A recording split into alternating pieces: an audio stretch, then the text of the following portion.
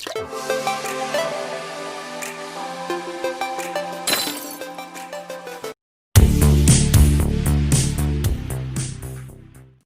લેક્ચરની અંદર આપણે છેલ્લે પ્રમેય સાબિત કર્યો હતો. પ્રમેયનું હેડિંગ આવું હતું કે બે સમરૂપ લઘુકોણ ત્રિકોણોના ક્ષેત્રફળનો ગુણોત્તર તેમની અનુરૂપ બાજુના ગુણોત્તરના વર્ગ બરાબર હોય છે. સાબિત કરો કે બે સમરૂપ લઘુકોણ ત્રિકોણના ક્ષેત્રફળનો ગુણોત્તર એટલે એબીસીના છેદમાં PQR કેવો હોય છે? અનુરૂપ બાજુના ગુણોત્તરના વર્ગ બરાબર. અનુરૂપ બાજુનો ગુણોત્તર લઈએ તો એબીના છેદમાં PQનો વર્ગ, બીસીના છેદમાં QRનો વર્ગ, એસીના છેદમાં PRના વર્ગ બરાબર હોય છે. મોટાભાગના વિદ્યાર્થીઓએ પ્રમેય તૈયાર કરી લીધો હશે. ન કર્યો હોય તો હજી તૈયાર કરી લેવાનો, બરાબર છે. કેટલીક પરિસ્થિતિની અંદર આ બધા કામ તમારે કરવા જ પડશે આ રીતે હવે, બરાબર છે. ચલો, સ્વાધ્યાય 6.4નો પહેલો એક્ઝામ્પલ. ત્રિકોણ એબીસી સમરૂપ ત્રિકોણ DEF. એટલે બે ત્રિકોણ આપણને સમરૂપ આપેલા છે. પહેલાં તો શું આપેલા છે? બે ત્રિકોણ સમરૂપ. ચલો આપણને આપેલી કન્ડિશન અહીંયા લખીએ. ત્રિકોણ એબીસી સમરૂપ ત્રિકોણ DEF. બીજું, તેમના ક્ષેત્રફળો. તેમના એટલે પહેલું કોનું છે? એબીસીનું ક્ષેત્રફળ એટલે કે એબીસી બરાબર કેટલું આપ્યું છે? 64 સેમી સ્ક્વેર. બીજા ત્રિકોણ DEFનું ક્ષેત્રફળ એટલે કે DEF બરાબર આપ્યું છે 121 સેમી સ્ક્વેર. જો EFનું માપ 15.4 સેમી હોય તો BCનું માપ શોધો. આપણી આ પ્રકારની રકમ થઈ. હવે બે સમરૂપ ત્રિકોણ હોય તો તેમના ક્ષેત્રફળનો ગુણોત્તર આપણે જે હમણાં જ પ્રમેય સાબિત કર્યો કે જો બે સમરૂપ ત્રિકોણ હોય તો તેમના ક્ષેત્રફળનો ગુણોત્તર અનુરૂપ બાજુના ગુણોત્તરના વર્ગ બરાબર હોય છે. એટલે કે એબીસીના છેદમાં DEF કેવું થશે? એબીના છેદમાં DEનો વર્ગ, બીસીના છેદમાં EFનો વર્ગ. તો BC અને EFની જરૂર છે તો આપણે કયું લખીશું? BCના છેદમાં EFનો વર્ગ. ફાઇનલ ખબર પડે છે કઈ રીતના? ચલો હવે જવાબની શરૂઆત કરીએ. પહેલું વાક્ય લખીશું કે ત્રિકોણ એબીસી સમરૂપ ત્રિકોણ DEF છે. ત્રિકોણ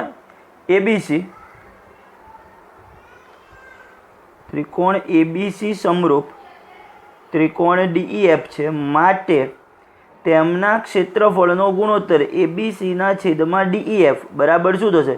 અનુરૂપ બાજુનો ગુણોત્તર આપણે BCના છેદમાં EFનો વર્ગ લઈ શકાય. BCના છેદમાં EFનો વર્ગ. ફાઇનલ દરેક વિદ્યાર્થીને ખબર પડી છે કઈ રીતના થયું. આપણને રકમની અંદર જ આ બે સમરૂપ ત્રિકોણ આપેલા હતા, આ બંનેના ક્ષેત્રફળ આપેલા હતા, EFનું માપ આપેલું હતું અને BCનું માપ શોધવાનું હતું, બરોબર છે. હવે આપણે જાણીએ છીએ કે જો બે સમરૂપ ત્રિકોણ હોય તો તેમના ક્ષેત્રફળનો ગુણોત્તર એ અનુરૂપ બાજુના ગુણોત્તરના વર્ગ બરાબર હોય છે. ચલો હવે એબીસીની કિંમત આપેલી હતી 64, તો 64ના છેદમાં 121. DEFની કિંમત 121 હતી. BCનું મૂલ્ય તો આપણે શોધવાનું હતું અને EFનું મૂલ્ય આપણને આપેલું હતું 15.4. કેટલું આપેલું છે? 15.4. પણ અહીંયા તો એનો વર્ગ તો છે જ એઝ ઇટ ઇઝ. આ તો ખાલી આ બેની કિંમત અને EFની કિંમત મૂકી. હવે 64 એટલે કોનો વર્ગ કહેવાશે? 8નો વર્ગ. 121 એટલે 11નો વર્ગ. તો હું આ વસ્તુને આવી રીતના લખી શકું? 8ના છેદમાં 11નો વર્ગ લખી શકાય. 8નો વર્ગ 64, 11નો વર્ગ 121 પાછો બરાબર BCના છેદમાં 15.4નો વર્ગ.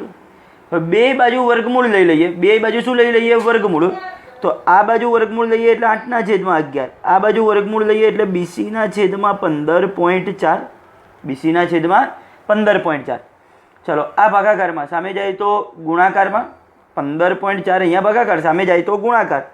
માટે 8 ગુણ્યા 15.4 ભાગ્યા 11 બરાબર BC. ખબર પડી રહી છે દરેકને? હવે ચલો તમે શું કરશો? 154નો 8 સાથે ગુણાકાર કરશો. 154નો તમે 8 સાથે ગુણાકાર કરશો એટલે તમારો જવાબ આવશે 1232. પણ એમાં એક અંક આગળ પોઈન્ટ મૂકવો પડે એટલે 1232માં એક અંક આગળ પોઈન્ટ મૂકી દો એટલે 123.2 છેદમાં 11 બરાબર BC થશે. આ રીતે 123.2 ભાગ્યા 11 કરશો, પોઈન્ટવાળો ભાગાકાર રીતે જવાબ આવશે 11.2. માટે BC બરાબર 11.2 સેમી. તો આ BCનો આપણને શું મળી ગયો? જવાબ. ફાઇનલ દરેકને ખબર પડી છે. બે સમરૂપ ત્રિકોણ આપ્યા હતા, તેમના ક્ષેત્રફળો આપ્યા હતા, તો તેમના ક્ષેત્રફળનો ગુણોત્તર તેમની અનુરૂપ બાજુના ગુણોત્તરના શેના બરાબર હોય છે? વર્ગ બરાબર હોય છે. એ જે આપણે પ્રમેય સાબિત કર્યો એ પ્રમેયને આધારે આ વાક્ય આ લખ્યું અને પછી કિંમતો મૂકી અને સાદુરૂપ આપ્યું. ફાઇનલ. ચલો હવે આગળ જોઈએ. ચલો એની જ અંદર દાખલા નંબર 8મો. હવે ઘણા વિદ્યાર્થી સાહેબ પહેલાં પછી ડાયરેક્ટ 8મો, હા પહેલાં પછી સીધો 8મો જે MCQ આપેલો છે. વચ્ચેના એક પણ દાખલા કરવાના નથી, બધા જ સાબિતીના દાખલા છે. બરોબર છે. તમને આની અંદર રકમમાં શું આપ્યું છે કે ત્રિકોણ ABCમાં D એ BCનું મધ્ય બિંદુ છે. D એ BCનું શું છે? મધ્ય બિંદુ. તેમજ આ BDE અને બીજા આ બધા જ ત્રિકોણો એ સમબાજુ ત્રિકોણો છે, એટલે કે બધી બાજુ સરખી હોય તેવા ત્રિકોણો છે. તમને એવું પૂછ્યું છે કે ABC આ જે આખો ત્રિકોણ છે તે અને આ BDE આ જે ત્રિકોણ છે એમના ક્ષેત્રફળનો ગુણોત્તર, ક્ષેત્રફળનો ગુણોત્તર, આખો ત્રિકોણ અને આ ત્રિકોણ BDE આ બેના ગુણોત્તર પૂછ્યો છે, બે ત્રિકોણના ક્ષેત્રફળનો. તમે આકૃતિ પરથી જોશો તો આખો ત્રિકોણ કેવી રીતના મળશે? આ ક્ષેત્રફળ 4 ગણા થાય એવો આ ક્ષેત્રફળવાળો જે ત્રિકોણ છે BDE, એવા ટોટલ કેટલા ત્રિકોણ છે આખાની અંદર? 4. તો આપણે આવું લખી શકીએ આકૃતિ પરથી. આ MCQ માટે જ છે, બીજી કોઈ સાબિતી ન હોય આની. આકૃતિ પરથી ABC એટલે કે આખો ત્રિકોણ બરાબર શું થશે? 4 ગુણ્યા ત્રિકોણ BDE. આ ત્રિકોણ આના 4 ગણા કરું ત્યારે મને આખો ત્રિકોણ મળે. હવે આ બેનો જ ગુણોત્તર અહીંયા ગુણાકાર સામે લઈ જવું તો ભાગાકાર માટે ABC ના છેદમાં BDE બરાબર 4. 4 એમને એમ રહ્યા. અહીંયા ગુણાકારમાં કશું ન હોય તો એક કહેવાય, એક અહીંયા સામે લખી શકાય એટલે કશું ન હોય. ભાગાકારમાં એક લખી શકાય આપણે આ રીતે. આને અહીંયા ભાગાકારમાં લાવ્યો તો બરાબર 4, પણ ભાગાકારમાં કશું ન હોય તો એક લખ્યા. માટે આ બંનેના ક્ષેત્રફળનો ગુણોત્તર ABC જેમ BDE બરાબર કેટલો થશે? જવાબ 4/1. ખબર પડી છે કઈ રીતના? ચલો MCQ નંબર 9 એ પણ એઝ ઇટ ઇઝ આવા જ પ્રકારની કંઈક રકમ છે. હું રકમ લખી નાખું છું, સમજાવું તમને. ચલો રકમ કંઈક આ પ્રકારની છે 9મા MCQમાં. બે સમરૂપ ત્રિકોણોની બાજુઓનો ગુણોત્તર, બે સમરૂપ ત્રિકોણ એમની બાજુઓનો ગુણોત્તર 4/9 છે. તો ત્રિકોણના ક્ષેત્રફળનો ગુણોત્તર કેટલો? ધારી લઈશું પહેલાં તો. કેમ? આની અંદર કોઈ નામથામ નથી આપ્યા કે કઈ બે બાજુ. ધાર કે ત્રિકોણ ABC સમરૂપ ત્રિકોણ PQR, આ બે સમરૂપ ત્રિકોણ હતા. એમની બાજુઓનો ગુણોત્તર એટલે ABના છેદમાં ધારો કે PQની કિંમત આપી છે. ABના છેદમાં PQ બરાબર કેટલું આપ્યું છે? 4/9. તો તેમના ક્ષેત્રફળનો ગુણોત્તર એટલે કે ABCના છેદમાં PQR આપણે શું કરવાના છે? શોધવાના છે. હવે જો કોઈ વિદ્યાર્થી ડાયરેક્ટ મનોમન વિચારે ને MCQ માટે ખાલી મનથી, ક્ષેત્રફળનો ગુણોત્તર એ બાજુઓના ગુણોત્તરના વર્ગ બરાબર, એટલે આના વર્ગ બરાબર 4નો વર્ગ 16, 9નો વર્ગ 81, 16/81. જો કોઈ વિદ્યાર્થી ડાયરેક્ટ વિચારે તો આ હું તમને દાખલા જેમ ગણાવું કે બે સમરૂપ ત્રિકોણ, એટલે આ બે સમરૂપ ત્રિકોણ લીધા આપણે. બાજુઓનો ગુણોત્તર એટલે ABના છેદમાં PQની કિંમત આપી છે 4/9. ક્ષેત્રફળનો ગુણોત્તર એટલે ABCના છેદમાં PQR શોધો. હવે આપણે જાણીએ છીએ કે સમરૂપ ત્રિકોણના ક્ષેત્રફળનો ગુણોત્તર એટલે કે ABCના છેદમાં PQR એ શું થાય? બાજુના ગુણોત્તરના વર્ગ બરાબર હોય છે, બાજુઓના ગુણોત્તરના વર્ગ બરાબર. ચલો ABના છેદમાં PQની કિંમત મૂકો. 4/9નો વર્ગ, 4નો વર્ગ 16, 9નો વર્ગ 81, એટલે જવાબ થશે 16/81. તમને ઓપ્શન્સ આપેલા છે, મેં ઓપ્શન્સ લખ્યા નથી, આ ખાલી જવાબ આવશે 16/81. ફાઇનલ. દરેક વિદ્યાર્થીને અહીંયા સુધીના ભાગમાં ખબર પડે. ફાઇનલ. ચલો હવે કાટકોણ ત્રિકોણમાં કર્ણ પર વેધ દોરેલો હોય તો એ પ્રમેય સાબિત કરતા પહેલા કેટલીક જરૂરિયાતવાળી હવે બીજા બે પ્રમેય આવશે. એક પાયથાગોરસનો પ્રમેય અને પાયથાગોરસનો પ્રતિપ્રમેય. પાયથાગોરસનો પ્રમેય અને પાયથાગોરસનો પ્રતિપ્રમેય. એની પહેલાં કેટલીક અગત્યની વાત ચલો સમજો. કાટકોણ ત્રિકોણમાં, હવે કાટકોણ ત્રિકોણની અંદર શું હોય? એક ખૂણો કાટખૂણો હોય. એટલે સૌથી પહેલાં તો તમારે આ વચ્ચેનું ભૂલી જાઓ. ધારો કે આ કાટકોણ ત્રિકોણ હતો, જરૂરી નથી આ જ રીતે દોરવો, પણ ચોપડીમાં આ રીતે આપેલો છે કાટકોણ ત્રિકોણ, માટે મેં આમ દોર્યો છે. આપણે નોર્મલ કાટકોણ ત્રિકોણ આમ દોરીશું દાખલાઓની અંદર કે અહીંયા B કાટખૂણો A અને C દેખાય છે આકૃતિ મારા હાથમાં. આપણે નોર્મલ આ જ રીતે કાટકોણ ત્રિકોણ દોરતા હોઈએ છીએ, આ રીતે, જેમાં અહીંયા B કાટખૂણો A અને C હવે આ કાટખૂણો હોય તો કાટખૂણાની સામેની બાજુ હોય એને શું કહેવાય? કર્ણ. આની અંદર એસી શું થશે? કર્ણ. બી કાટખૂણો તો એસી કર્ણ. એમાં કર્ણ ઉપર વેધ દોર્યો હોય. વેધ એટલે અહીંથી સામેની ખૂણા ઉપર જેમ દોરવાનો વેધ દોર્યો એટલે આ બાજુ કેટલાનો ખૂણો દોર્યો કહેવાય? 90નો. સામેની બાજુ ઉપર અહીંયા નામ આપી દીધું ડી. બસ આ આકૃતિને તમારે આમ ઊંધી કરી દેવાની છે. અહીંયા આગળ બી ઉપર જતો રહ્યો. અહીંયા આગળ આ કાટખૂણ થઈ ગયો ત્રિકોણ. બી કાટખૂણો તો આ એસી શું થઈ જાય? કર્ણ. કાટખૂણાની સામેની બાજુ શું થાય? કર્ણ. કાટખૂણાની સામેની બાજુ કર્ણ. યાદ રહેશે આટલું? ચલો, કાટકોણ ત્રિકોણની અંદર કર્ણ પર વેધ દોરેલો. હવે કર્ણ પર શું દોરી દીધો? વેધ દોરી દીધો. તો હવે ટોટલ આની અંદર કેટલા ત્રિકોણ થયા? આ એક કાટકોણ ત્રિકોણ, આ બીજો કાટકોણ ત્રિકોણ અને આ આખો ત્રીજો કાટકોણ ત્રિકોણ. ટોટલ 3 કાટકોણ ત્રિકોણ તૈયાર થયા. ઓલરેડી કાટકોણ ત્રિકોણ તો હતો જ. ઓલરેડી કાટકોણ ત્રિકોણ તો હતો જ. સાથે સાથે કર્ણ ઉપર વેધ દોર્યો. વેધ દોર્યો એટલે અહીંયા કાટખૂણો આવ્યો. તો હવે આ એક કાટકોણ ત્રિકોણ થયો. હવે આ ખૂણો કાટખૂણો નહીં થાય, એનો તો અડધો ભાગ થઈ ગયો છે. હવે અહીંયા કાટકોણ ત્રિકોણ થયો આમ. હવે આ કર્ણો થાય. એમાં બીજો આ કાટકોણ ત્રિકોણ તૈયાર થયો જેમાં આ કર્ણો થાય. અહીંયા કાટખૂણો છે. અને ત્રીજો આખો તો કાટકોણ ત્રિકોણ છે જ. બરોબર છે? કાટકોણ ત્રિકોણમાં કર્ણ પર વેધ દોરેલો હોય તો હવે 3 ત્રિકોણો વચ્ચેની સંગતતા ચેક કરવાની છે. કઈ રીતના? આ જે ત્રિકોણ છે, ત્રિકોણ એડીબી અને ત્રિકોણ એબીસી માટે, ત્રિકોણ એડીબી અને ત્રિકોણ એબીસી માટે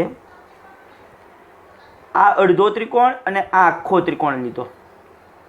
અડધો ત્રિકોણ એડીબી અને આખો ત્રિકોણ એબીસી માટે. ચલો, આ બાજુનું હું લખી નાખું છું એડીબી. અડધા ત્રિકોણની સંગતતા મેં લખી નાખી. બરોબર છે? તો સામે શું આવશે એ આપણે ચેક કરવાનું છે. આ અડધા ત્રિકોણની અંદર એ ખૂણો, આખા ત્રિકોણની અંદર પણ એ તો એનો એ જ છે. અડધા ત્રિકોણમાં જેટલો ખૂણો એ લીધો, આખો ત્રિકોણ લઈશ તો એ તો એનો એ જ થવાનો છે. એનો એ જ ખૂણો છે તો એની સામે એ આવશે. આ અડધા ત્રિકોણની અંદર ડી કાટખૂણો, આખા ત્રિકોણમાં કયો કાટખૂણો છે? બી કાટખૂણો. તો અહીંયા ડીની સામે કયો આવશે? બી આવશે અક્ષર. આનો ડી સામે બી. હવે આ અડધા ત્રિકોણમાં જેટલું બીનું માપ હશે, આખા ત્રિકોણમાં એટલું કોનું માપ હશે? સીનું માપ. તો એડીબી સંગતતા એબીસી કેવી છે? સમરૂપતા છે. એમસીક્યુ માટે જે આ ભાગ ખાસ ખાસ ખાસ સમજજો. એમસીક્યુ માટેનો આ ભાગ છે ખાસ. કાટકોણ ત્રિકોણમાં કર્ણ પર વેધ દોરેલો હોય, કાટકોણ ત્રિકોણની અંદર કર્ણ પર આપણે શું કર્યો હોય? વેધ દોર્યો હોય ત્યારે કઈ પરિસ્થિતિનું નિર્માણ થશે એ સમજવાનું છે. આ અડધા ત્રિકોણ અને આ આખા ત્રિકોણ વચ્ચેની સંગતતા કઈ સમરૂપતા છે તમને પૂછ્યું હોય. આ અડધા ત્રિકોણનું તો એડીબી લખી નાખ્યું. તો હવે આખા ત્રિકોણનું લખવાનું. હવે અડધા ત્રિકોણમાં જે એ છે, આખા ત્રિકોણમાં પણ એ તો એનો એ જ છે. એ અડધા ત્રિકોણની અંદર ડી કાટખૂણો છે, આખા ત્રિકોણની અંદર કયો કાટખૂણો છે? બી. તો એની ડીની સામે બી આવશે. હવે કેટલા કે સાહેબ આમાંય બી છે તો ઓલામાં બી લખી નાખો ને. ના, આનો અડધા ત્રિકોણના બીનું માપ કંઈક નાનું થશે. આખા ત્રિકોણના બીનું માપ તો કંઈક મોટું છે. જુઓ તમે. બરોબર છે? એટલે આ રીતની સમરૂપતા થશે. ચલો, હવે બીજી. આ અડધો ત્રિકોણ, અડધો ત્રિકોણ કયો લઈએ? બીડીસી. ત્રિકોણ બીડીસી અને ત્રિકોણ એબીસી માટે. ચલો, અડધા ત્રિકોણનું બીડીસી હું લખી નાખું. આખા ત્રિકોણની શું થશે? ચલો, અડધા ત્રિકોણની અંદર આ સી આવ્યો. આખે આખો જે યાદ છે આમ, આ બે લાઈન વચ્ચેનો ખૂણો. આખા ત્રિકોણની અંદર પણ વિચારશો તો આ જ બે લાઈન વચ્ચેનો ખૂણો છે. તો સીની જગ્યાએ તો સી આવશે. આમાં સી છે તો ઓલામાં પાછળ તો સી જ આવશે. અડધા ત્રિકોણની અંદર ડી કાટખૂણો છે. આ અડધામાં આખા ત્રિકોણમાં બી કાટખૂણો છે તો ડીની જગ્યાએ આમાં કયો આવશે? બી સૌથી છેલ્લે. હવે આમાં બીની જગ્યાએ ઓલામાં કયો આવશે? એ. તો બીડીસી સમરૂપતા એબીસી કેવી છે? સમરૂપતા છે. યાદ રાખવાનું, એડીબી ત્યારે એબીસી, આમાં બીડીસી ત્યારે એબીસી. યાદ રહેશે. કઈ રીતના? બીજું, આ ખૂણાનું માપ અને આનું માપ સરખું થશે. આનું માપ અને આનું માપ સરખું થશે. તમે જુઓ, આ અડધા ત્રિકોણ સાથે જ્યારે આખો ત્રિકોણ લીધો, આ અડધા ત્રિકોણની સાથે આખો ત્રિકોણ, ત્યારે અહીંયા જે બી આવ્યો આ અડધાની અંદર, ત્યારે સામેવાળામાં સી આવ્યો છે. બી આવ્યો ત્યારે સામેવાળામાં સી આવ્યો છે. આ અડધા અને આખાની વાત કરી ત્યારે એ જ રીતે જ્યારે આ અડધાની વાત કરી ત્યારે જે આ બી આવ્યો છે એ સામેવાળામાં એ આવ્યો છે. બી આવ્યો ત્યારે સામેવાળામાં એ આવ્યો છે. બરોબર છે? આ રીતના યાદ રાખવાનું છે. હવે બે અડધા અડધા ત્રિકોણની વાત કરીએ. ત્રિકોણ ADB અને ત્રિકોણ BDC માટે. ત્રિકોણ ADB અને અહીંયા આગળ વાંચવાનો BDC, આમ નહીં વાંચવાનો. અહીંયા આમથી આમ વાંચવાનો, અહીંયા આમથી આમ વાંચવાનો, એટલે યાદ રહી જાય, ગોખાઈ જાય. બરોબર છે? BDC માટે જો હું ADB લખી જ નાખું, ADB, આ અડધાની અંદર એનું માપ, આ અડધામાં એટલું કોનું છે? બીનું છે. ટપકું સરખું છે, એની સામે બી. આ અડધામાં ડી કાટખૂણો, આ અડધામાં પણ ડી કાટખૂણો, તો ડીની સામે તો ડી. આ અડધામાં બીનું માપ, ત્યારે સામેવાળા અડધામાં સીનું માપ, એટલે BDC. કેવી છે? સમરૂપતા છે. મેં એ જ રીતે એટલે તમને તૈયાર કરવાનું કીધું છે. તમારે આ આકૃતિ તૈયાર કરવાની, આ ડોટ ડોટ ક્રોસ ક્રોસ કરી નાખવાનું, અને ત્યારબાદ આ ત્રણ સંગતતા સરળતાથી સમજી શકશો. બરોબર છે? બીજું, કેટલાક સૂત્રોની તમને જરૂરિયાત થશે. કાટકોણ ત્રિકોણમાં કર્ણ પર વેધ દોરેલો હોય ત્યારે, હવે હું તમને એ MCQ માટેના સૂત્રને તમને બીજી રીતે હવે આકૃતિ દોરીને તૈયાર કરાવું. MCQ માટે સૂત્રો તૈયાર કરવા, ફક્ત ને ફક્ત MCQ માટે. નવું NCERTમાં નથી આપ્યું આ સૂત્રો ક્યાંય. જો કદાચ કોઈક આને રિલેટેડના દાખલા પૂછાય તો તમે સમજી શકો એને આધારે છે. એક કાટકોણ ત્રિકોણ ABC, અહીંયા કાટખૂણો દોર્યો, એમાં આપણે આ કર્ણ પર વેધ દોરી નાખ્યો D, તો અહીંયા પણ કાટખૂણા જ થાય આ રીતે. બરોબર છે? તો એ વખતે કયા ત્રણ સૂત્રો છે? સૌથી પહેલાં BD². BD² નું મૂલ્ય કેટલું થાય? તો કે AD ગુણ્યા DC બરાબર BD². વચ્ચે જે છે આ BD વેધ, એ વેધનો વર્ગ કોના બરાબર થાય? AD ગુણ્યા CD, તો AD ગુણ્યા DC બરાબર થાય. AD ગુણ્યા DC બરાબર AB નો વર્ગ. AB નો વર્ગ શું થાય? આ AD ગુણ્યા AC બરાબર થાય. AB નો વર્ગ, AB નો વર્ગ કેટલો થશે? AD ગુણ્યા AC બરાબર થશે. AB નો વર્ગ બરાબર AD ગુણ્યા AC. વચ્ચેવાળા BD નો વર્ગ એટલે આ અડધું ગુણ્યા અડધું, AD ગુણ્યા DC.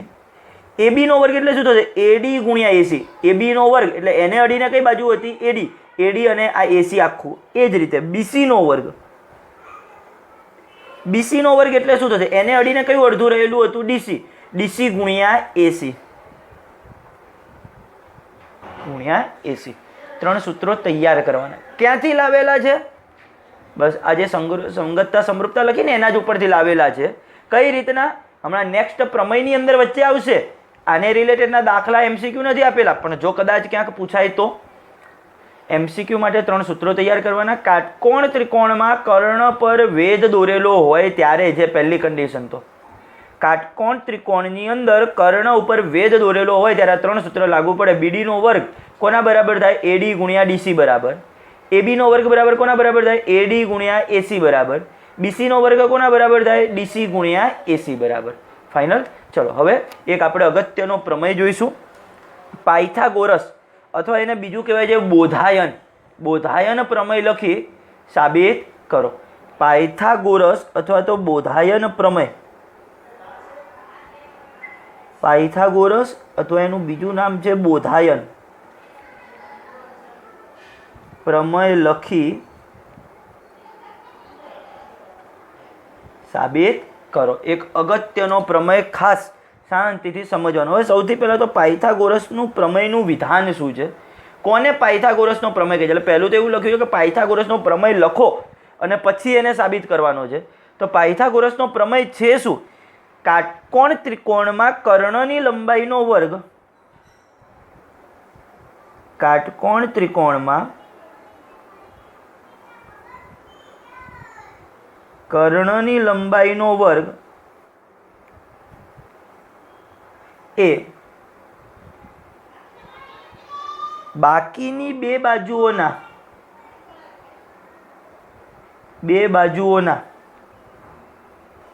વર્ગના સરવાળા બરાબર હોય છે। કાટકોણ ત્રિકોણમાં કર્ણની લંબાઈનો વર્ગ એ બાકીની બે બાજુઓના વર્ગના સરવાળા બરાબર હોય છે। આપણે આનો ઉપયોગ ઘણી વખત કર્યો છે 10મા ધોરણમાં પણ, 9મા ધોરણમાં। ત્રિકોણ એબીસી કાટકોણ ત્રિકોણ આપ્યો હોય તો આપણે જ્યાં કાટખૂણો હોય એમ લખતા AB નો વર્ગ વત્તા BC નો વર્ગ, AB નો વર્ગ વત્તા BC નો વર્ગ બરાબર શું થાય? AC નો વર્ગ। કર્ણની લંબાઈનો વર્ગ એટલે કે AC નો વર્ગ બાકીની બે બાજુઓના વર્ગના સરવાળા બરાબર હોય છે, જેને પાયથાગોરસનું પ્રમેય કહે છે। પાયથાગોરસનું પ્રમેય કહે છે।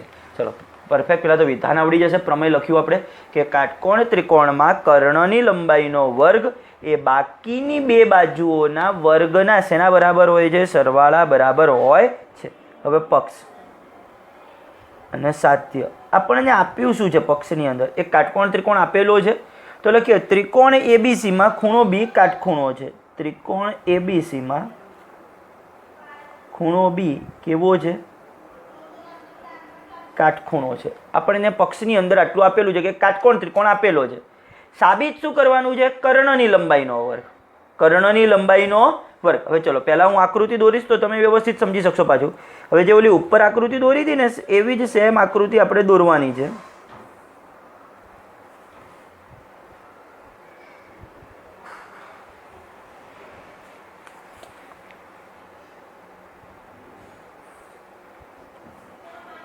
અહીંયા કાટકોણ ત્રિકોણ થઈ ગયું। આ પહેલા તો ABC। તો હવે આપણો એક કાટકોણ ત્રિકોણ તો આપણને આપેલો હતો। હવે એમાં સાબિત શું કરવાનું છે? કર્ણનો વર્ગ। કર્ણ કયો છે? AC। કર્ણનો વર્ગ એટલે કે કર્ણની લંબાઈનો વર્ગ બાકીની બે બાજુ એના વર્ગ, બાકીની બે બાજુનો વર્ગ કરો। AB નો વર્ગ અને BC નો વર્ગ વર્ગના સરવાળા બરાબર, સરવાળા બરાબર એટલે વચ્ચે પ્લસ। ટૂંકમાં સાબિત શું કરવાનું છે? AC નો વર્ગ બરાબર AB સ્ક્વેર વત્તા BC સ્ક્વેર। આપણે 9મા ધોરણની અંદર ઘણી બધી જગ્યાએ આનો ઉપયોગ કરેલો છે। વર્તુળ ચેપ્ટરના દાખલાઓની અંદર આનો ઉપયોગ કરતા હતા, બરોબર છે? કે કર્ણની લંબાઈનો વર્ગ એ બાકીની બે બાજુના વર્ગના શેના બરાબર થશે? સરવાળા બરાબર હોય છે। પહેલા તો વિધાન તૈયાર કરો। કાટકોણ ત્રિકોણમાં કર્ણની લંબાઈનો વર્ગ એ બાકીની બે બાજુઓના વર્ગના સરવાળા બરાબર હોય છે, જેને પાયથાગોરસનું પ્રમેય કહે છે। પક્ષ ત્રિકોણ એબીસી માં ખૂણો બી કાટખૂણો છે। સાધ્ય AC નો વર્ગ બરાબર શું થશે? AB સ્ક્વેર વત્તા BC સ્ક્વેર। હવે મારે સાબિતીની અંદર સૌથી પહેલા તો હવે વેધ દોરવાની જરૂર પડશે। તો હું સૌથી પહેલા તો વેધ દોરી દઈશ। આની અંદર વેધ દોર્યો। અહીંયા આગળ કયો વેધ? અહીંયા નામ આપી દઈએ D। ત્રિકોણ એબીસી માં વેધ BD લંબ AC દોરો। સાબિતીની શરૂઆતની અંદર લખીએ પહેલા તો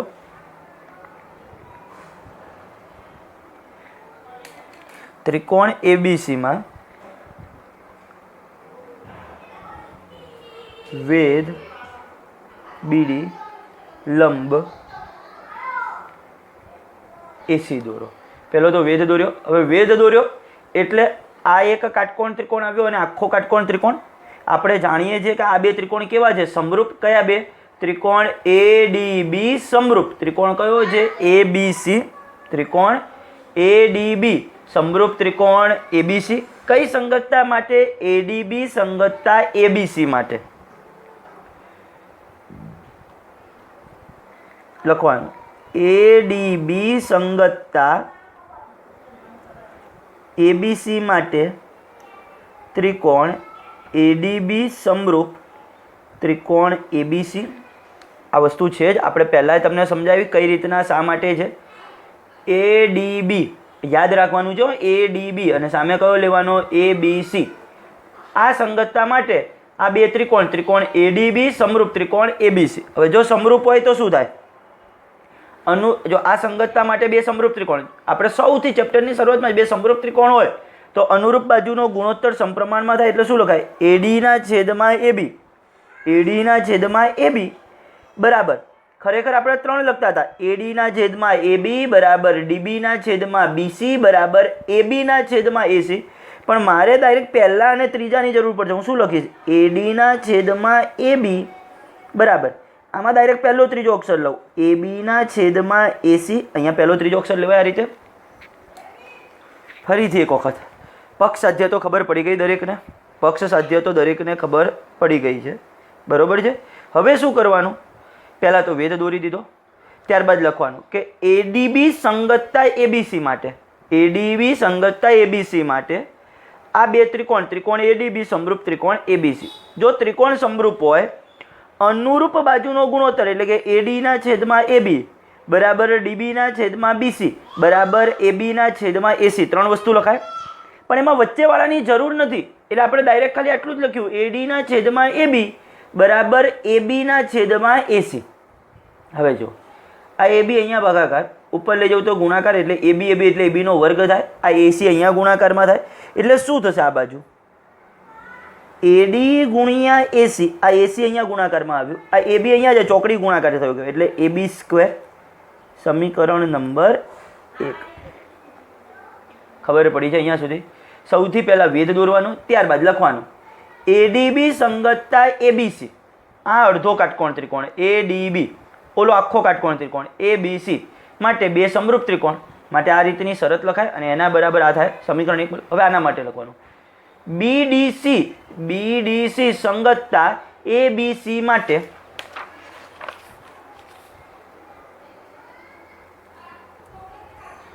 બીડીસી સંગતતા એબીસી માટે ત્રિકોણ બીડીસી સમરૂપ ત્રિકોણ એબીસી.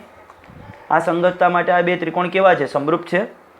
માટે શું થશે? હવે માટે લખવાનું, અહીંયા માટે નહીં કરવાનું, ક્યાંય મુદ્દા નહીં પાડવાના. પ્રમેયની અંદર મેં પહેલાં પણ તમને કીધેલું છે, બરોબર છે. હા, વચ્ચે એક લાઈન છોડવી હોય તો જોડે આ નવું સ્ટેપ આવ્યું તો એક લાઈન છોડી દઈ શકાય, પણ ક્યાંય માટે આ મુદ્દા પાડીને નહીં લખવાનું. હા, આ સંગતતા સમરૂપતા છે, માટે શું લખાશે હવે આની અંદર? બીડીના છેદમાં એબી, બીડીના છેદમાં એબી બરાબર. ચલો, અરે 3 વસ્તુ લખાય, બીડીના છેદમાં એબી બરાબર ડીસીના છેદમાં બીસી બરાબર બીસીના છેદમાં એસી લખાય. પણ એમાં પહેલાંની જરૂર નથી તો હું આ લખીશ ડીસીના છેદમાં બીસી, ડીસીના છેદમાં બીસી બરાબર બીસીના છેદમાં એસી થશે. સામસામે ચોકડી ગુણાકાર કરો તો આ બાજુ શું થશે? માટે ડીસી ગુણ્યા એસી બરાબર બીસી સ્ક્વેર. સમીકરણ નંબર 2 ફાઇનલ. હવે શું કરીશું? સમીકરણ 1 અને 2 નો સરવાળો કરતા, સમીકરણ 1 અને 2 નો